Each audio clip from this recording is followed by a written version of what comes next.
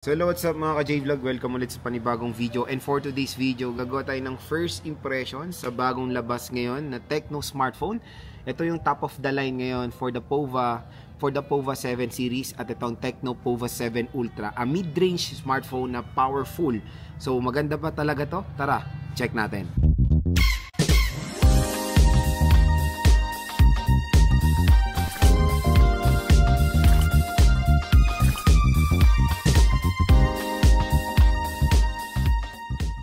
So yan, may bagong na namang ino-offer ang Tecno na POVA series. So na-review na natin ang POVA 7. In-order ko na yung Tecno POVA Curve na sobrang tagal dumating. In-order ko yun ng 8/8. Wala pa po ngayon, August 17 na hindi pa rin nasi-ship yung device. I think it's pre-order pero sobrang tagal naman. Pero yun, stay tuned lang dahil gagawa naman tayo ng unboxing review and game test na sa POVA 7 Curve. On the way na yan. Ang tagal lang dumating. Pero this time, may bago na naman. Tecno POVA 7 Ultra. Ito na siguro yung top of the line sa POVA series ngayon. And it's a mid-range smartphone na merong presyo na around 15,000 pataas. So, syempre, i-consider na nating mid-range smartphone yan. And it's a 5G smartphone compared sa POVA 7 na 4G po. So, yun nga, kung interested kayo bumili ng POVA 7 Ultra na mura, dito lang yun sa View Products natin dahil sobrang laki po ng price difference niya compare sa kanyang SRP. So pag clinic nyo tong View Products natin dyan, mura lang po ang Tecno POVA 7 Ultra at meron pa kayong voucher at free shipping pa po pag dyan kayo umorder. So magkano nga ba ang Tecno POVA 7 Ultra SRP? So meron siyang SRP na 16,999 pesos or almost 17,000 pesos for the 12GB of RAM and 256GB of internal storage. Pero again, dito sa ating View product, dito, makukuha nyo lang Tecno POVA 7 Ultra 5G for as low as 15,000 pesos. So, ang laki ng madi-discount nyo. At meron pang mga freebies like, asan yung mga freebies? May power bank, meron pang special edition for PUBG and Ditto SIM card. Pero again, limited offer lang po yung mga freebies na yan. Kaya hanggang meron pa dito sa online, i-click nyo na tong View Products natin dahil sobrang sulit po ng Tecno POVA 7 Ultra pag dyan po kayo bumili sa ating View Products dito sa gilid ng ating video. So yun nga, very interesting din yung specifications ng Tecno POVA 7 Ultra at marami ding nagkaka-interest dito sa smartphone na to. Marami ring naguguluhan since lumabas na rin yung Tecno POVA Curve 5G na nasa around low mid-range to entry-level segment. Kasi nakuha ko yung Tecno POVA 7 Curve 5G ko sa halagang 8,000 plus. Pero may SRP yun na I think nasa 11,000 pesos or 12,000 pesos. Ganun natin yung price ang ng SRP nun. So, mura. At super excited ako matry yan. So dito tayo ngayon magpo-focus sa POVA 7 Ultra. Again, it's a first impression review. Hindi po to full review. So nagbibigay lang ako ng first impression sa mga bagong labas na smartphone based sa kanilang mga specifications. So pwede naman tayo magbigay ng saloobin sa mga specifications ng bagong labas na smartphone kahit wala pa po yung device. Pero syempre, in-order na natin yan at on the way na po yan. Kaya wag na kayo mag-comment na naman dyan na wala yung device. Again, binibigay ko agad yung saloobin ko sa mga gusto ng umorder agad-agad ng Tecno POVA 7 Ultra kasi very well known naman tayo or familiar naman tayo sa mga specifications nilalagay sa mga bagong labas na smartphone kasi na-try na natin yan sa mga ibang brands. So, pag-usapan muna natin ang specifications ng Tecno POVA 7 Ultra. So, meron siyang 6.67 inches AMOLED display and ang resolution niya is Full HD Plus 1080p resolution, 144Hz screen refresh rate. So, ito na yung medyo nagiging trend ngayon sa mga devices na naglalagay na sila ng 144Hz screen refresh rate sa mga devices. Pero maganda dito sa Tecno POVA 7 Ultra is the nits of brightness. Mataas. 4,500 nits of brightness. So, expect nyo when playing games, may enjoy nyo naman dahil malakas naman yung or mataas naman yung brightness na ma-offer ng Tecno POVA 7 Ultra. It has an Android 15 with iOS 15 and of course, powered ng Tecno AI. Sa chipset is the MediaTek Dimensity 8350 with an octa-core CPU at ang clock speed niya napakataas. 3.35 GHz. Grabe.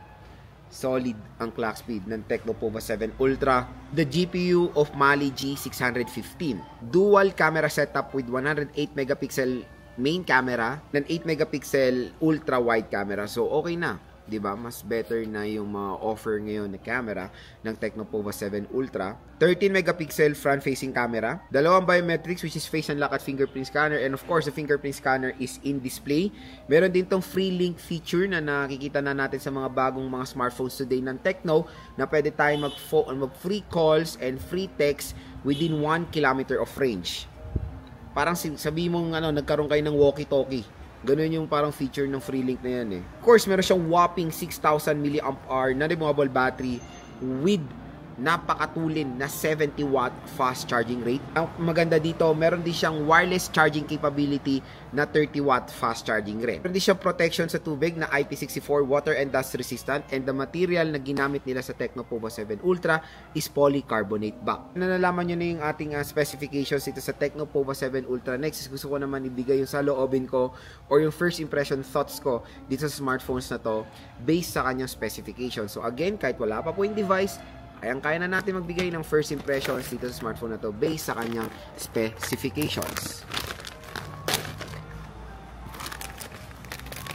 Number 1, the display.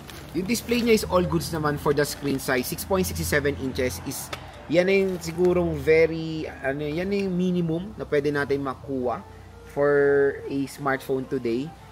And meron nga siyang resolution na Full HD Plus 1080p. Dito lang tayo medyo naging skeptical when it comes to display. I know it is an AMOLED display na maganda. Maganda naman display niya overall. Pero when comparing sa mga ibang brands na usually for this kind of price tag ay nag-o-offer na ng beyond 1080p, minsan 1220, minsan 1400, minsan 1.5K resolution, or minsan 2K display. So yun, Full HD Plus 1080p siguro mas better yan for an entry-level smartphone ngayon 2025 or beyond 2025. Pero ngayon, for a smartphone na ganitong presyo, siguro mas i-consider na natin ang beyond 1080p resolution. Pero bumawi naman si Tecno when it comes sa nits of brightness, napakataas. 4500 nits of brightness. Bumawi rin sa refresh rate na 144Hz screen refresh rate. So all goods, no worries. Full HD Plus 1080p is maganda naman. Very sharp, magandang color accuracy.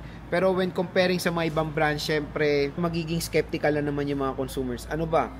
Pagde-decide ba ako sa mas mataas ba na resolution na beyond 1080p na merong 120Hz, o dito ako magi-stay sa 1080p na merong 144Hz refresh rate? Kung ako tatanungin, for me, I'll go for the better resolution na beyond 1080p with 120Hz, kasi yung 144Hz is hindi pa naman natin siya masyadong nagagamit in today's time.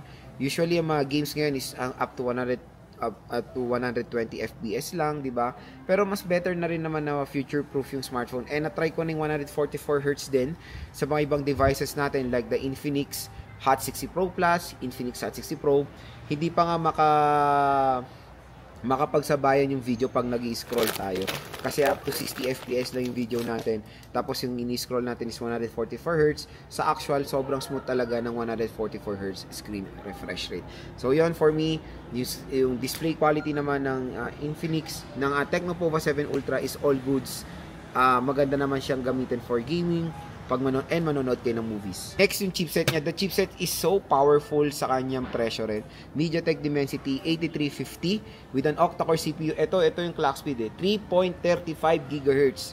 Usually, yung ganyang gigahertz nakikita natin sa mga flagship devices, and it's a 4nm chipset. So, mas power efficient. Maliit na chipset, power efficient yan. Yun ang maganda dito sa Tecno Pova 7 Ultra, and super duper excited na rin ako mag-game test to. Kaya matik, any games na pwede natin matry, na pwede natin ma-download, is playable naman dito sa Tecno Pova 7 Ultra. So stay tuned lang, of course, sa ating game test din dito sa device na to pag na-purchase na rin natin itong smartphone na to. And we will try to compare it sa Tecno Pova 7 Curve 5G. Next speaker, yung speaker niya is dual steer speakers din. So it is powered ng Dolby Atmos, kaya yun, expect na natin na maganda ang quality ng speaker na ito.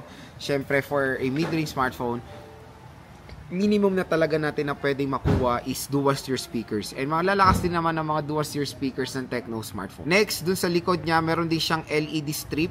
Syempre, for when it comes sa gaming-centric man na mga consumers, yan, mas mas ginugusto nila yung mga ganyan na may mga LED. At yan yung umuso ngayon sa mga smartphones today.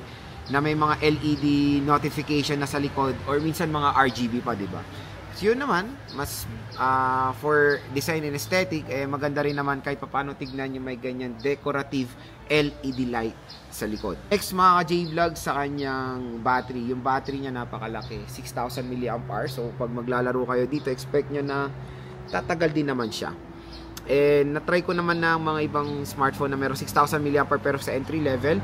So hopefully sa game test natin, since marami rin kasyang features na kumakain ng battery, tulad na lang ng mas mataas na resolution, refresh rate, may LED sa likod, yung mga ganyan. Syempre doon tayo bumabawi sa dagdag na battery capacity ng mga smartphones.